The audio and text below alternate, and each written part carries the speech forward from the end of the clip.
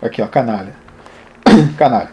Um homem com as qualidades exibidas como numa caixa de frutas no mercado. As boas pra cima, mas a caixa foi aberta do lado errado. Um cavaleiro ao contrário.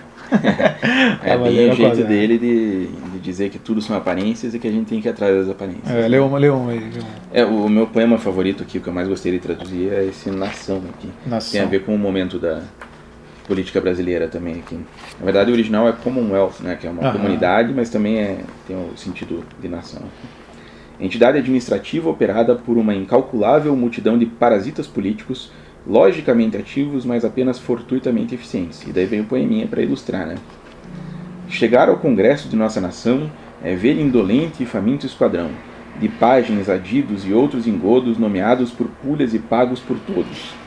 Nem gato lhe passa de tão apertado, nem ouve na turba o próprio miado, que a pajens, adidos, demais parasitas, abundem desgraças, desastres, desditas, que torto lhe seja o funesto caminho, 1000 pulgas habitem o seu colarinho, pelejem os ossos com dores sem fim, que tenham cirrose e 1000 pedras no rim, que haja em seu corpo micróbios e germes, e entranhas devorem-lhe as tênias de vermes, piolhos lhe ataquem de todos os lados, e percam libido de tão empalados, que o sono não seja tranquilo jamais, mexam-se cadeiras e falem sofás, que o chão lhe estremulhe em tais ondas medonhas, chutem-lhe colchões e que ronquem as fronhas, que o anjo da morte dizime eximar, de avaros malditos e possa vingar quem quis e não pôde a mim contratar. Bem, que é exatamente isso, né, cara? Política é assim, né, cara? Ou você é filho da puta, você tá levando algum por trás, né, cara? Senão não tem como.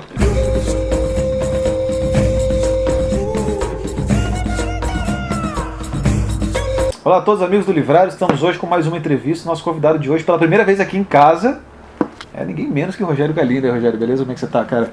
Prazer de estar aqui, jóia? Feliz de estar com você aqui, grande repórter, grande quadrinista. Massa, cara. Grande sujeito. O Rogério foi meu colega lá na Gazeta do Povo, né, no Caderno de Vida Pública, né, onde me ensinou várias coisas, inclusive a não pagar muito mico em política.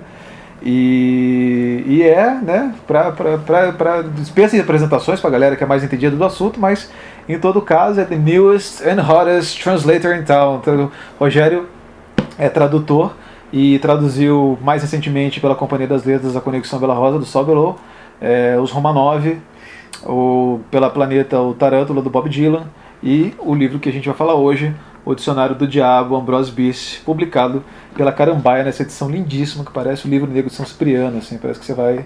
Se você sentar aqui no meio da praça, cara, e treinar o seu húngaro, por exemplo, a galera vai te prender imediatamente, né, cara? Mas muito bem, cara. Rogério, muito bem-vindo, cara. Obrigado mesmo pelo convite, cara. Bem bacana. Eu não tô acostumado a falar como tradutor, assim, eu acho tudo isso muito esquisito, assim. Vamos começar a inserir você nesse mundo, então, né? O Rogério, a propósito, o Rogério é irmão mais novo também do Caetano. Exatamente. Né? Também grande tradutor aqui da Federal aqui do Paraná, traduziu, né, o Caetano é tradutor do Joyce, e traduziu Ulisses, agora está traduzindo Finnegan's Wake, enfim. E também o David Foster Wallace, lá o Graça Infinita. Então. Só isso. Apenas, né? Enfim. E inclusive já vi que tá rolando, né, uma alcunha aí de irmão do Galindo, né? E tal, foi dessa vez pra mim foi uma honra, porque assim, primeiro porque meu irmão mais velho e eu sou fã dele número 1, assim. Apesar que anda meio disputado o posto de fã número 1 do Caetano, mas eu continuo sendo o número 1. E ele... Na verdade eu comecei a traduzir por causa dele, assim. O Caetano sempre gostou de traduzir desde a adolescência, ele brincava de traduzir textos, assim. E depois começou a fazer isso profissionalmente e tal. E daí um dia eu vi que tava dando certo, que ele tava ganhando uma graninha com aquilo e tal. E daí eu pensei, podia tentar também, né? Claro. E daí eu falei pra ele, o dia que você souber aí de alguma chance, e daí aconteceu que saiu uma matéria na Folha de São Paulo que citava ele, a tradução do Ulisses que estava para sair na época, e chamou bastante atenção, tal. Saiu ele, o Rubens Figueiredo e o Mário Sérgio Conte, acho que na mesma matéria. E daí o pessoal da Saraiva procurou ele, querendo saber se ele podia traduzir um livro. E ele estava na época justamente com o Ulisses, estava ferrado, não pôde, e daí ele me recomendou.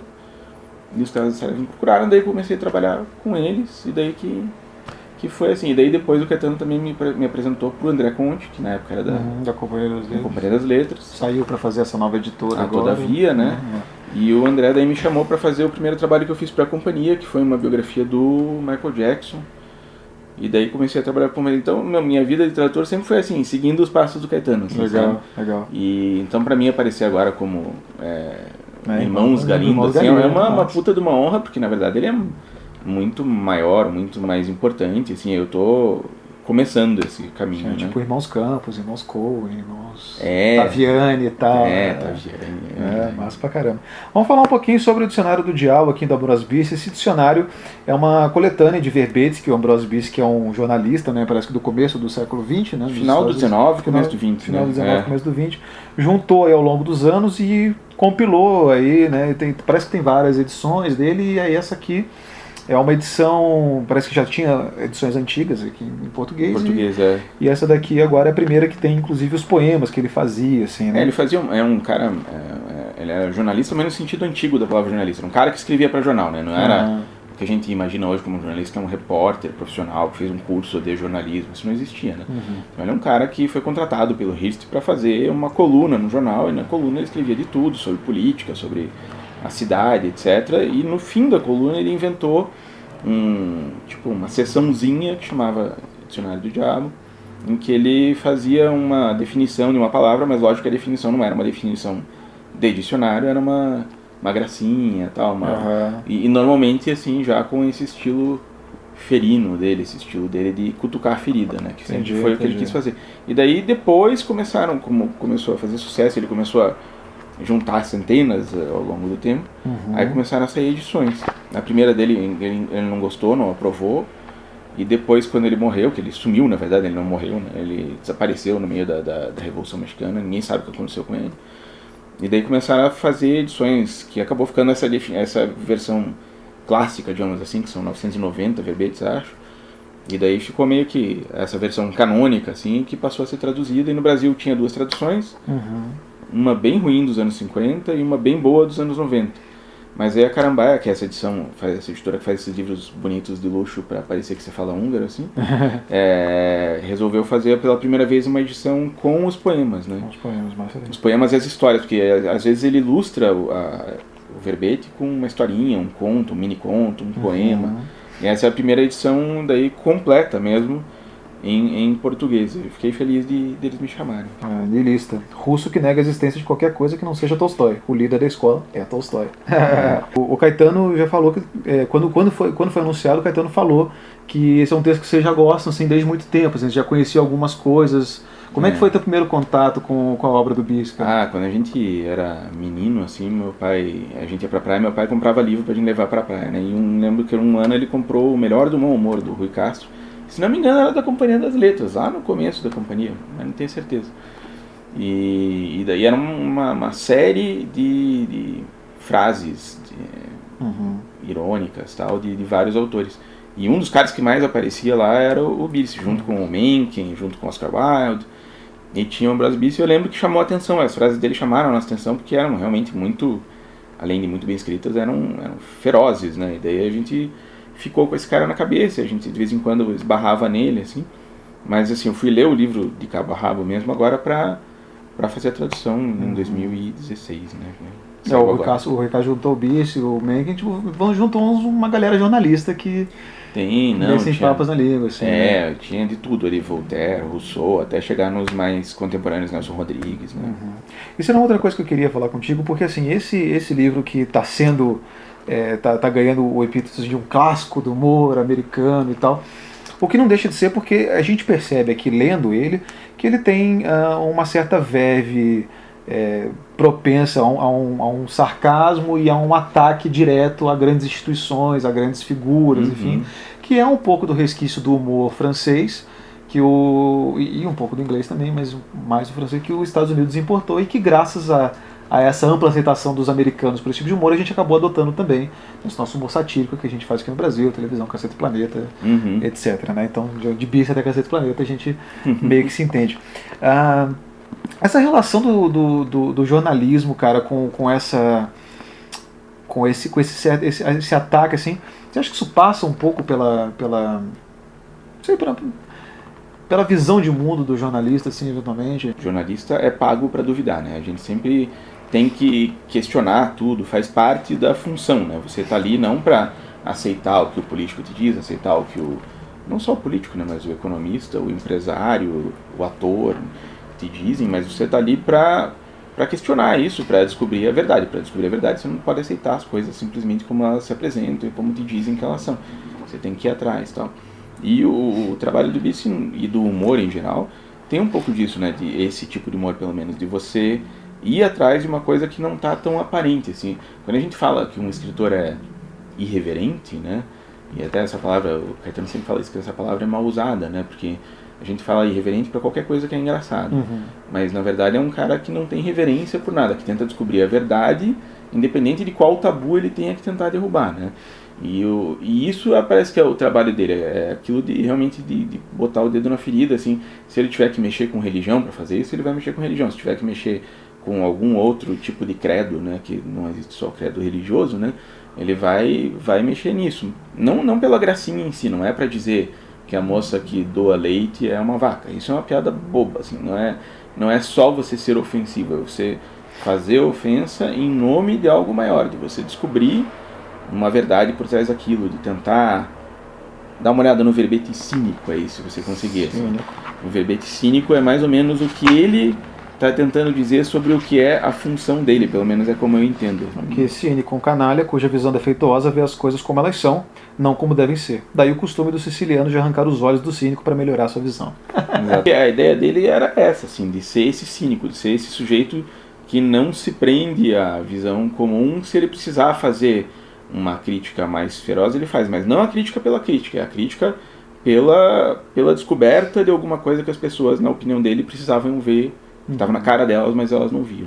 A gente tem essa no jornalismo, principalmente, a gente usa o humor por meio do desenho, da charge, enfim, para dar uma outra visão, né, uma outra abordagem para o assunto que nem sempre pode ser casada com a linha editorial, com a opinião editorial do jornal, né?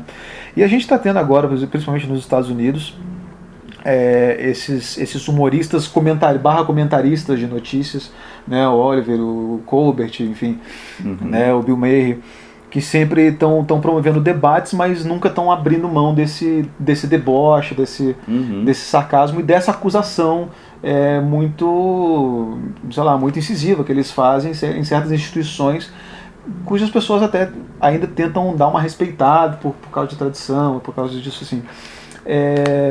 Esse uso do humor na crítica dentro do jornalismo, você acha que ele ganha uma força maior para além do potencial de um possível debate em cima de certos assuntos, ou nem sempre, enfim? Acho que o humor é sempre um jeito de você falar coisas que você não poderia falar de outro jeito, né? Assim, de você chegar mais fundo. Eu não conheço alguns desses exemplos que você citou, inclusive eu conheço mal, assim, o Stephen Colbert, por exemplo, é um cara que eu não vejo muito, assim, mas até estava vendo, fica como dica, assim, o Coppola dizia que ele sempre botava uma receita nos filmes, né, que se o filme não prestasse, pelo menos a receita prestava. Então, se alguém não gostar de nada do que eu estou falando, do que a gente está falando aqui, pelo menos fica a dica. Eu tenho um podcast sensacional do Malcolm Gladwell, que chama Revisionist History, História Revisionista, né?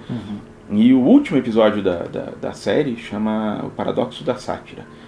E nesse episódio ele fala justamente do humor americano tratando de política na TV. Ele fala do caso do Saturday Night Live, fala do Colbert um pouco, mas principalmente ele fala do caso da Tina Fey fazendo a imitação da Sarah Palin, né, na eleição contra o Obama, né?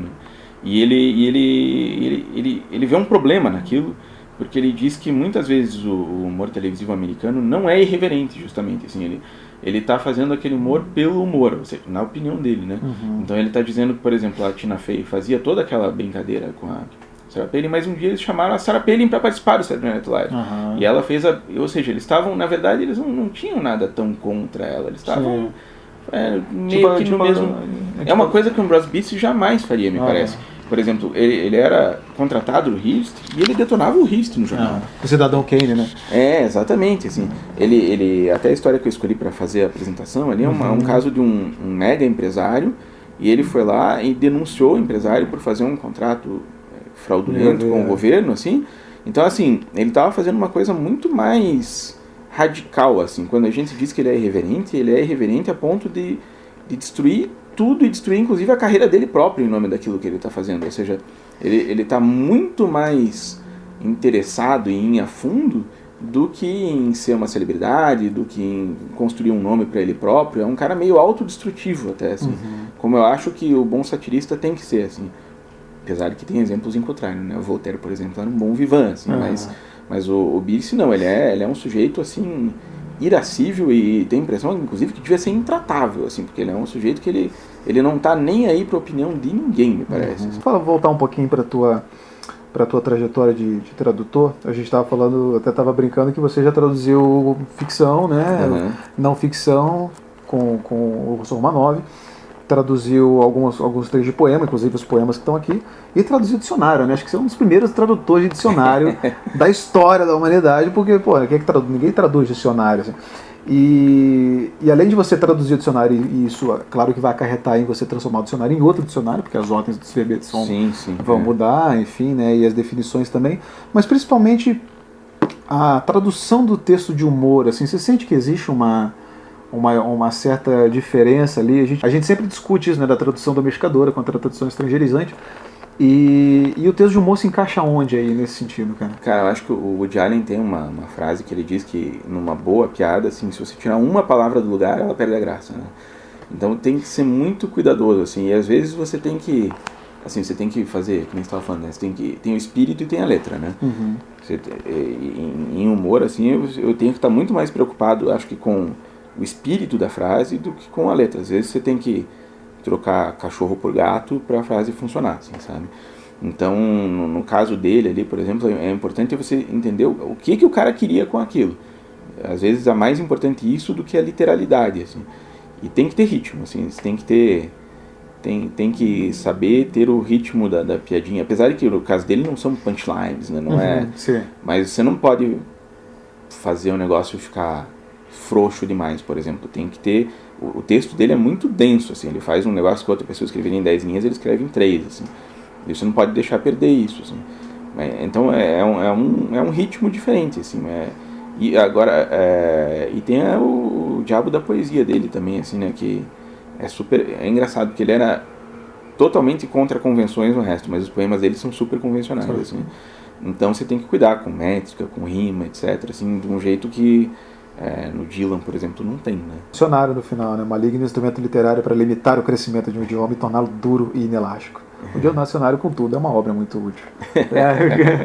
Essa é uma obra muito útil pra gente se conhecer. Nossa, isso aqui é bom pra deixar na cabeceira e ficar xingando os outros depois na internet, assim.